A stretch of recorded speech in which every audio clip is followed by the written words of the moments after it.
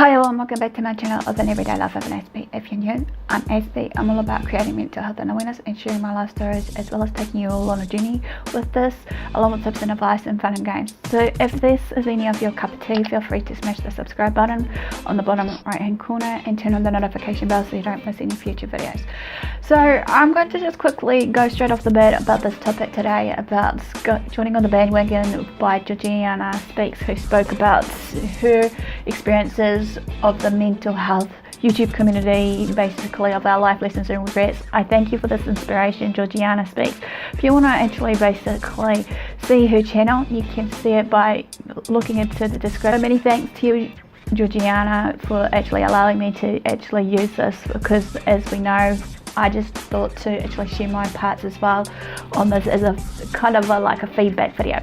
So you may be wondering what the main reason for doing this video. Well, as it is, just to share my life experiences, as well as also saying this while being on YouTube, as well as some of the groups that I've been on.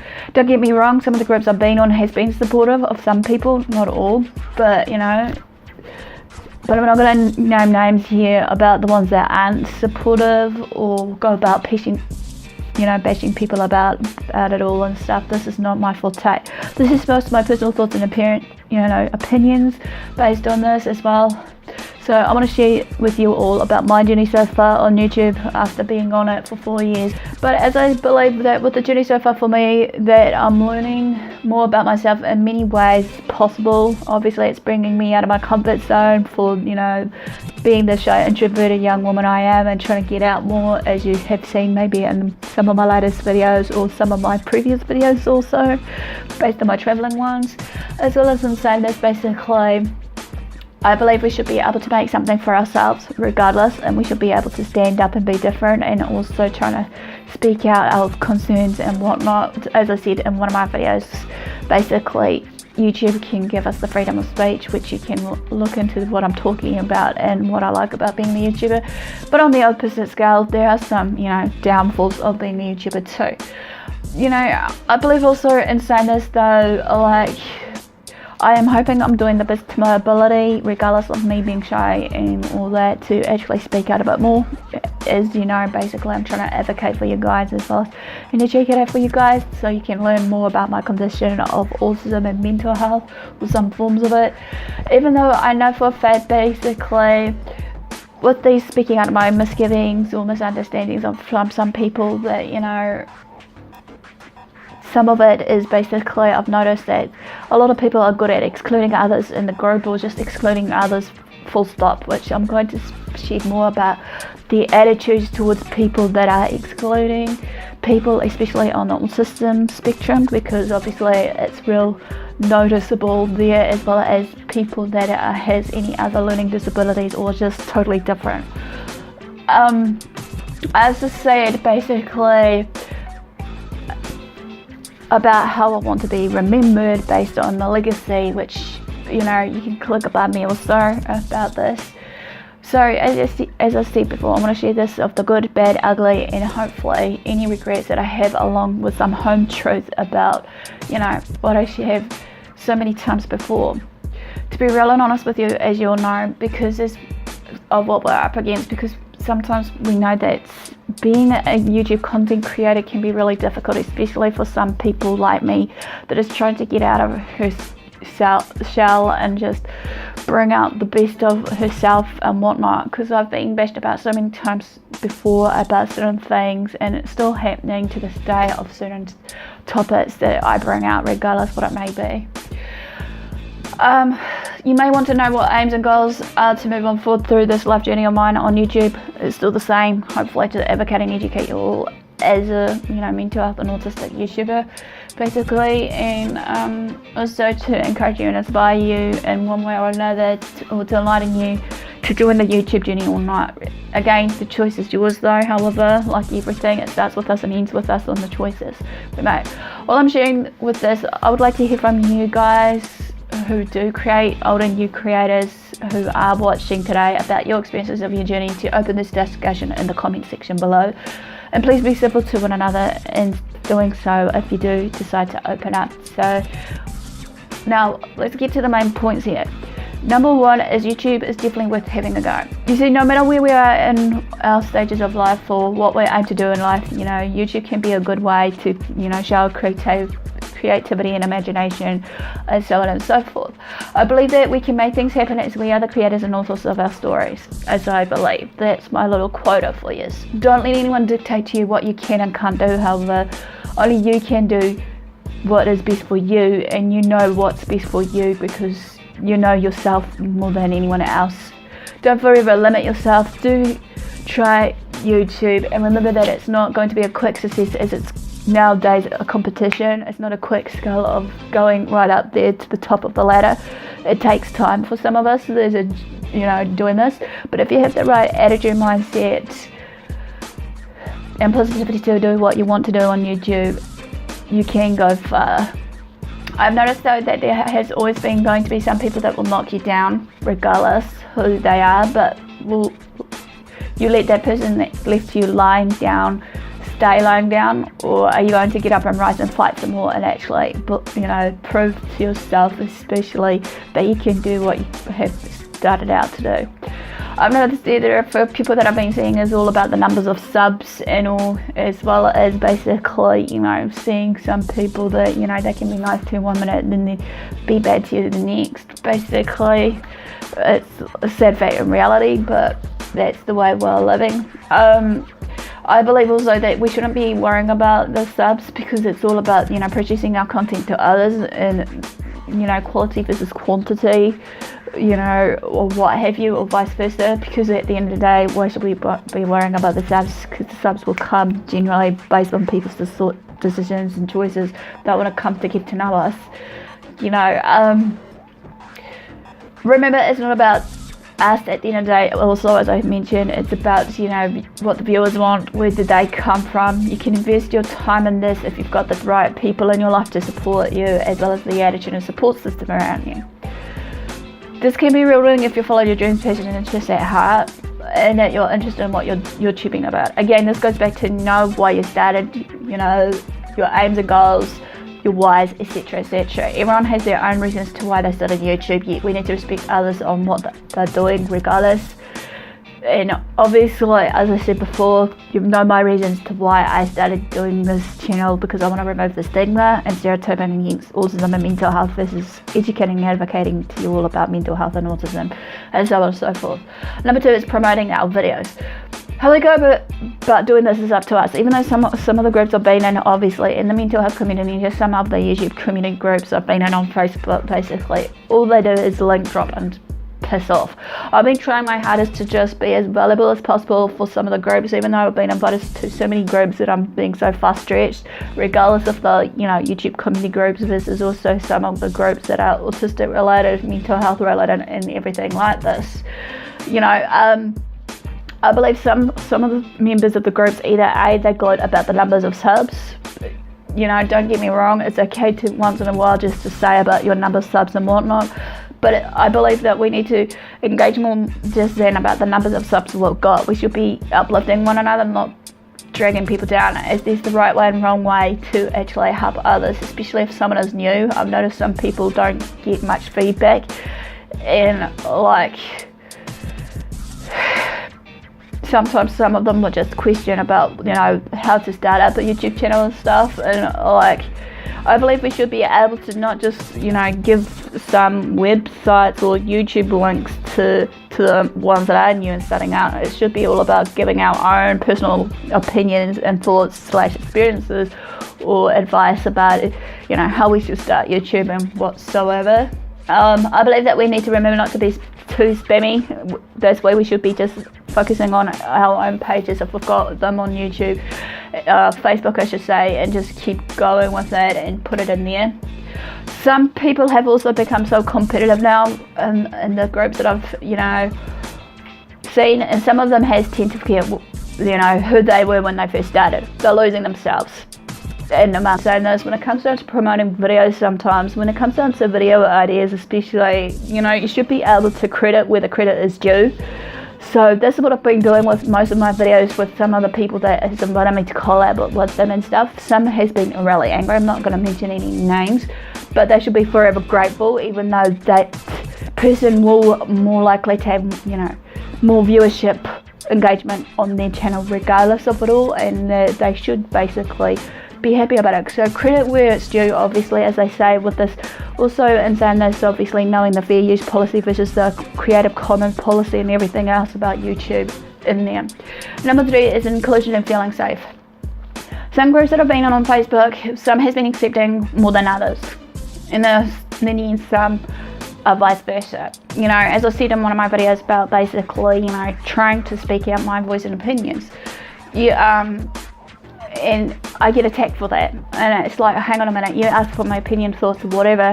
Hence why I take a step back with all these people that are being petty in that, when I try to, you know, do my darn hardest to be involved in the groups, and then many people wonder to where the hell I'm going, and it's just like, well, why should I be in a group that's going to be petty and actually just going to attack me more and more when you ask for my opinion, so to speak? First and foremost, we should be able to feel safe and comfortable in our skin, and not to feel like we're being bullied, especially some of the groups I've been in, just being told what to say and do. And some of it is in the autistic groups, as well as some of the, you know, YouTube groups I've been in. You know, and there's no way to go. We should be able to accept one another's differences regardless, I believe, and in saying this, of our differences of opinions, thoughts and that, we should hopefully be able to come in an agreement somehow. I'll talk more. I've shared about my concerns for the autistic community, as well as I said before, about what it's like about creating for a creator like me, which I'll link in the iCard as well as in the description below to what I share. I have also realised now, when I've been in some of the groups, that there has been a few people that can be so nice to the point that they want to break you, but again, what do we want to do about it? It's like we're interning them in a schoolyard somehow if we allow them. Number 4 is respecting one another. I can't stress this enough. For one of those points, this goes to what I shared above, to being able to share our thoughts, opinions to others no matter what, as well as, you know, advice or whatever is shared, that is being able to have the freedom of speech to speak our mind. Freedom of speech is a right and not a privilege, and no matter what we should do is be able to share it without the fear of humiliation or fear of judgment, etc. This again comes to this terminology that I've shared of freedom of expression. If you ask for someone to give you feedback or what have you, as you've been trying, as for my case, I've been trying my best to share what is on my mind and how I say it may have been others, etc., or what have you. Yet that's not my intentions of doing so. Yet I do my darn hardest to build as many people up, as you know, as there's been enough negativity around the world and on social media platforms especially. How and what we say things can reflect on us as a person to who and what we truly are. Number 5, I've learnt this the hard way. Don't expect everyone to be nice. There's a sad fact in reality that there'll be a lot of trolls out there, or a lot of people that won't always be there through our successes and failures. Some people will only be there for our short term. You know, I've learnt this the hard way, especially when I was still struggling to this day to make friends, either through off YouTube as well as on YouTube community groups. I shared about choosing the circle of friends basically in a way of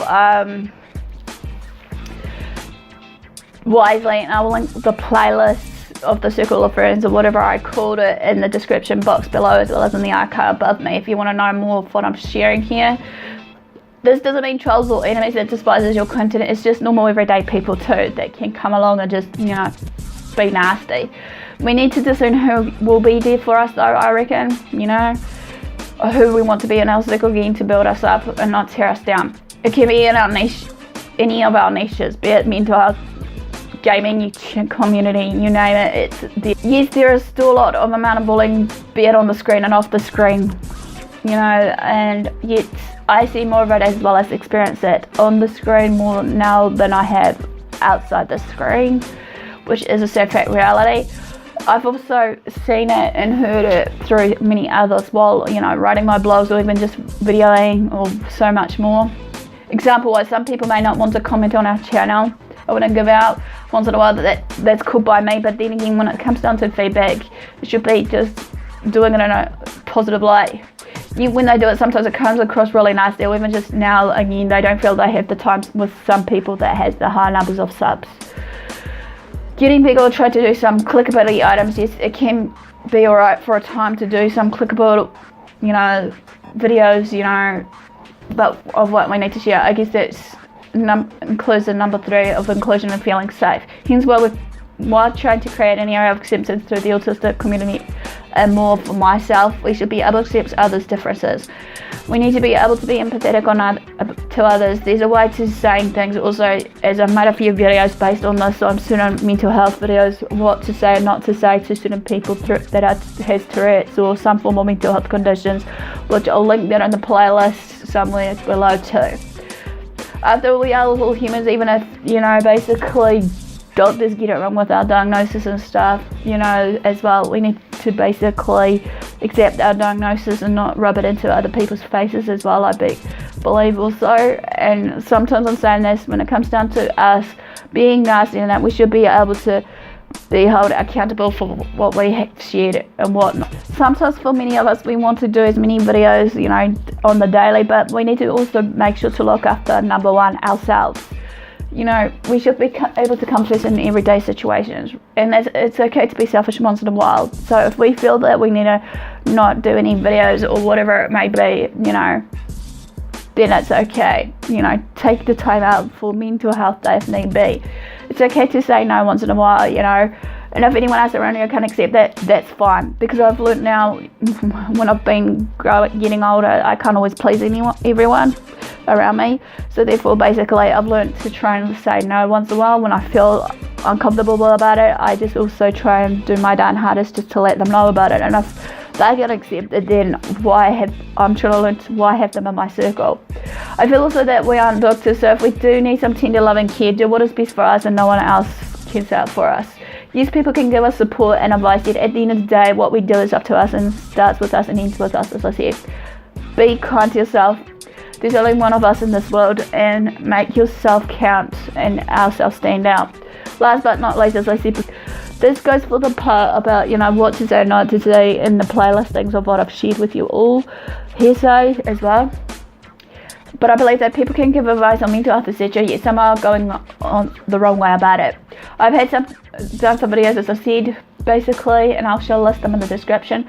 Some people to this day can be a bit manipulative or patronising to give some form of advice. Sometimes we need to remember whatever the experience in their life could be the same or different to us to a point, yet they may see it in a different light. When we do get a diagnosis, however, that we should understand that sometimes some of the signs and symptoms causes etc. could be similar to a degree, with a slight few differences here and there. We shouldn't be told by others. I've said that I am not a medical professional so many times before. I'm just a normal everyday person who experiences these on a daily of my, quota of my mental health conditions and autism, basically. And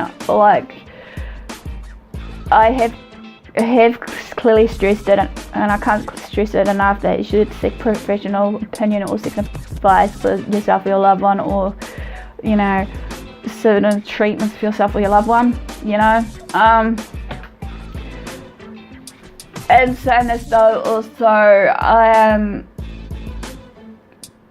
we should be able to leave a legacy by others. So treat others as you want to be treated and respect others to what they may have or say when they try being in their shoes and understand what they're going through, if you can, on the daily of their mental health or whatever condition they may have. Some might be chronic illnesses as well, and maybe helps them in the long run by just being there listening or soundboard or whatever. I found sometimes that with some of the communities online, some people may think they know it all, not all, so just believe you me. Some of the community groups I've been on, as I said, in the Discord group especially, has been supportive to me, as well as some other groups, and sometimes some of them will attack you one way or another, but then it comes down to asking for some guidance or advice of some kind. My advice here is that if someone wants a bit of help or advice, just wait until they come to you and ask for it, and offer a few suggestions here and there, and then just leave them to it. Everybody has a mental health, it's a given and valid true fact.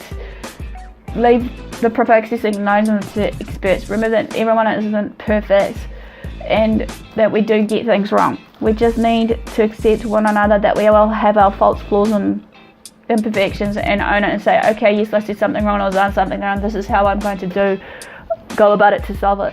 So this quickly ends hopefully a video that's in itself about joining the mental health community, the lifelessons. Aspie.